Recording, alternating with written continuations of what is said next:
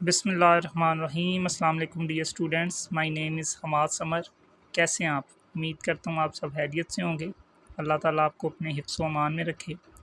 Dear students, पिछले lecture में हमने एक्सरसाइज 1.1 का क्वेश्चन नंबर 3 कंप्लीट किया था। आज के इस लेक्चर में हम एक्सरसाइज 1.1 का क्वेश्चन नंबर 4 स्टार्ट करेंगे। वीडियो स्टार्ट करने से पहले अगर आपने चैनल को लाइक और सब्सक्राइब नहीं किया तो चैनल को लाइक और सब्सक्राइब कर दें। वीडियो अच्छी लगे तो वीडियो को शेयर कर दें। डियर स्टूडेंट्स, हम अपना क्वेश्चन 4 स्टार्ट करते हैं। क्वेश्चन 4 की स्टेटमेंट की तरफ चलें तो उसमें ये कह रहा है कि for z belongs to set of complex number. यहाँ पर जो c है वो सेट ऑफ कम्प्लेक्स नंबर को रिप्रेजेंट कर रहा है। तो z belongs to set of complex numbers का मतलब ये है कि यहाँ पर जो z है वो एक कम्प्लेक्स नंबर है। ठीक है, ये माइंड में आपने रखना है। तो z को कम्प्लेक्स नंबर मानते हुए शो दैट पार्ट नंबर 1 में आपने ये प्रूव करना है कि z plus z conjugate divided by 2 equals to real part of the z। अब इसका क्या मतलब है ये हम आगे देखते हैं प्रूफ में। ठीक है, तो आपने z को एक कम्प्लेक्स नंबर मानते हुए ये प्रूव करना है आपने। तो हम क्वेश्चन 4 के पार्ट नंबर 1 की तरफ चलते हैं। तो डियर स्टूडेंट्स, इसमें हमने जब लेफ़्ट साइड को सॉल्व करना है तो उसको हमने इक्वल किसके लेके आना है, रियल पार्ट ऑफ z के।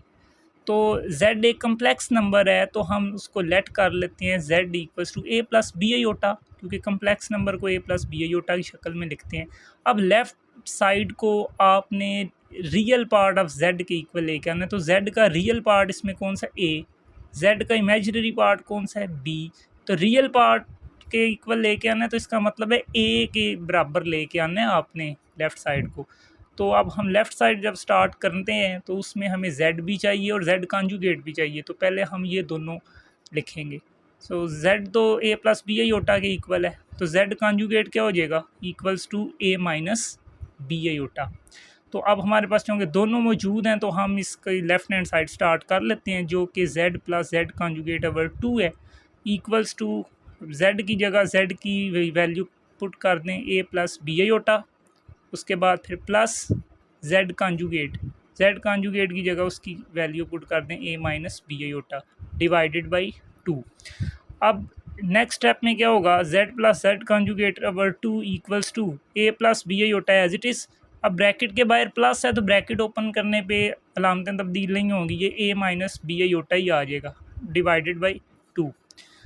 z plus z conjugate divided by 2 equals to, देखें B iota minus B iota cut गए, a plus a equals to 2a divided by 2। Next step में z plus z conjugate divided by 2 equals to, देखें right side पे ऊपर और नीचे 2 से divide हो जाएगा, बाकी क्या रह जाएगा a। और a देखें क्या है, z का रियल पार्ट है ना, तो हम a की जगह क्या लिख देंगे, real part of the z। तो ये देखें कि हमारा जो पार्ट नंबर 1 में प्रूव था z plus z conjugate divided by 2 equals to real part of the z, वो आ चुका है उस शक्ल में। तो ये यहाँ पे हमने प्रूव कर दिया। अब हम पार्ट नंबर 2 की तरफ चलते हैं, जिसमें हमने प्रूव करना है कि z minus z conjugate divided by 2 iota equals to imaginary part of the z।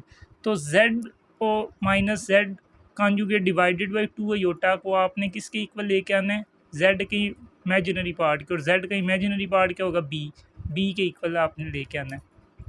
तो अब लेफ़्ट साइड में z भी चाहिए, z कॉन्जुगेट भी, तो आप लेट कर लें z equals to a plus B iota. क्यों, क्योंकि z एक कम्प्लेक्स नंबर है और z कॉन्जुगेट क्या हो जाएगा, a minus B iota.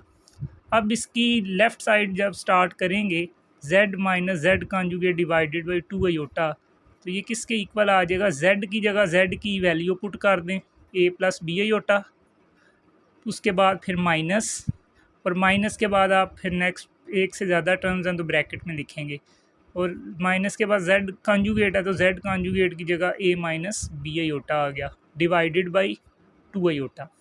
Next step में z minus z conjugate divided by 2 iota equals to a plus B iota, minus की वजह से ब्रैकेट ओपन होगी तो साइन चेंज हो जाएंगे, प्लस ए था माइनस ए हो जाएगा, माइनस बी आयोटा था प्लस बी आयोटा हो जाएगा। और divided by 2 iota. Next step में z minus Z conjugate divided by 2 iota equals to a minus A काट जाएगा, ज़ीरो हो जाएगा, ये b iota plus b iota 2b iota आ गया और divided by 2 iota. Next step में z minus Z conjugate divided by 2 iota equals to, देखें ऊपर और नीचे 2 से डिवाइड हो गया, आयोटा आयोटा से डिवाइड हो गया और b बचेगा सिर्फ। तो z minus Z conjugate divided by 2 iota equals to b आ गया। तो अब ये देखें b क्या था, z का इमेजिनरी पार्ट, यहाँ पे देखें क्योंकि आयोटा के साथ है ना b, तो आयोटा के साथ जो इमेजिनरी पार्ट होता है तो b इमेजिनरी पार्ट हुआ, तो b की जगह क्या लिखते हैं, इमेजिनरी पार्ट ऑफ z। और यही हमारा सेकंड पार्ट में प्रूव था कि z minus Z conjugate over 2 iota equals to imaginary part of z। तो ये हमने यहाँ पर प्रूव कर दिया। डियर स्टूडेंट्स, अब हम क्वेश्चन 4 के पार्ट नंबर 3 की तरफ मूव करते हैं, जिसमें हमने प्रूव करना है कि z मॉड्यूलस का square equals to z into z conjugate. ये जो z के साथ ये दोनों साइडों पे ये मॉड लगे हुए हैं, ये कम्प्लेक्स नंबर की मॉड्यूलस वैल्यू को रिप्रेजेंट करते हैं। तो ये z मॉड है, तो उसका हमने स्क्वायर लेना है। राइट साइड पे z और z कॉन्जुगेट मल्टीप्लाई हो रहे हैं, ये हमने प्रूव करना है इसको कि एब्सोल्यूट वैल्यू ऑफ z, जिसको मॉड्यूलस ऑफ z भी कहते हैं, उसका स्क्वायर जो है वो इक्वल होगा product of z and conjugate of z। ठीक है, तो अब हम इसके सोल्यूशन की तरफ मूव करते हैं। तो देखें इसकी राइट साइड पे हमें z और z कॉन्जुगेट चाहिए, दो चीज़ें ये, और लेफ़्ट साइड पे हमें z की मॉड्यूलस वैल्यू चाहिए। तो पहले ये तीन चीज़ें आप लिखें। तो z एक कम्प्लेक्स नंबर है इसमें, तो लेट कर लेंगे z को a प्लस बी आयोटा के। नेक्स्ट फिर हम z का कॉन्जुगेट लेंगे, दोनों तरफ बार अप्लाई करेंगे, तो a प्लस बी आयोटा का कॉन्जुगेट क्या आ जाएगा, a माइनस बी आयोटा। तो z conjugate equals to a minus B iota हो गया।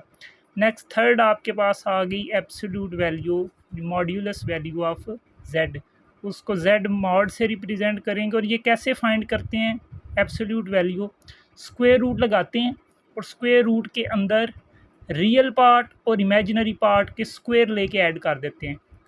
तो z mod equals to square root लगा दिया, तो a जो है इसका रियल पार्ट है और b इमेजिनरी पार्ट है, तो रियल पार्ट का स्क्वायर और इमेजिनरी पार्ट का स्क्वायर लेंगे तो a स्क्वायर और b स्क्वायर हो गया, और देन उनको क्या कर देंगे, ऐड। तो ये कम्प्लेक्स नंबर की मॉड्यूलस वैल्यू आ जाएगी। तो ये तीनों हमारे पास आ गए। अब हम इसकी लेफ़्ट साइड स्टार्ट करते हैं। लेफ़्ट साइड पे देखें कि z मॉड का स्क्वायर है, तो z mod square equals to z mod की जगह उसकी कीमत लिख दें square root a square plus b square, और इसके ऊपर ये लगा दें स्क्वायर। तो z मॉड का स्क्वायर इक्वल्स टू, ये स्क्वायर स्क्वायर रूट से काट जाएगा तो a square plus b square आ जाएगा। इसको कह दें question number 1। Left side solve होगी। अब आ जाए राइट साइड पे। राइट साइड पे देखें z और z कॉन्जुगेट मल्टीप्लाई हो रहे हैं, तो z into z conjugate equals to, z की जगह उसकी कीमत लिख दें a plus B iota, into z conjugate की जगह उसकी कीमत लिख दें a माइनस बी आयोटा। अब नेक्स्ट स्टेप में z into z conjugate equals to, यहाँ पर देखें कि दो टर्म्स ऐड हो रही हैं, यहाँ सब्ट्रैक्ट हो रही हैं, तो प्रोडक्ट है तो a plus b, a minus b वाले फार्मूले से ये क्या बन जाएगा, a square minus b square.